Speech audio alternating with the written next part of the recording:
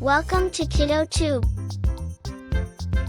भालू एवं सिंहर कारनामा एक मजालिया कहानी। दुई सांग भालू एवं सिंह जंगल रे रहुथिले। सेमानंकर मध्यरे बहुत फरक थिले भी सेमानंक दोस्ती बहुत थिला। सिंह मोर प्रिय बंधु मु एते भोकिला जे मु पूरा मोहमाछी बस खाई पारे हम ठीक अछि लो भालुर चाल आमे एबे आगो जी पारे हम यह मजालिया हेबो रास्ता देखा सेरु सिंह दे आंब दुर्घटना दुहे खाइबाकू स्वादिष्ट खाद्य किछि खोजिबाकू आग्रही होई जंगल को चली गले। सेमाने पाचिला फल भर्ती आंब गछ देखंती। देखो आंब मो पसंदर मते बहुत उच्चरे अछंती। छाड़ी दियो सिंह मो पाखरे गोटे योजना अछि। ई भालू चतुरतार सहित गछ उपरकू चढ़िला। आंब गुड़िक चारि पाखरे पड़ीगला। पाचिला फल गुड़िक खाई सारी दुहे हसंती। सेमाने यात्रा जारी रखिबा बेले सूर्य किरण रे पड़ुथिबा एक शांत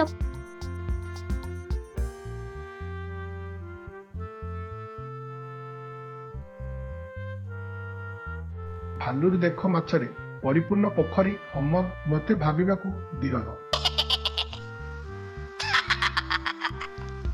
ओल मु माछकू भल पाई किंतु आमे सेमानंकू किपरि धरिबा। पोखरी उपरे आखि पड़े सेरु तार चतुरता सह एक योजना प्रस्तुत करे। एकत्र सेमाने माछर एक सुस्वादु भोजी धरिबारे सफल हुअंती जहा सेमानंकू बहुत खुशी करे। मोहु डकायती भालू एवं सिंह सेमानंकर पेट पूर्ण होई जंगल रे एणे तेणे बुलंती जे पर्यंत सेमाने मोहुरे बसा करथिबा एक गछरे जुटी पड़ंती हा हा हा। सेरु यह बढ़िया हैला सावधान बालक बहुमाछी बहुत भयानक होई पारे।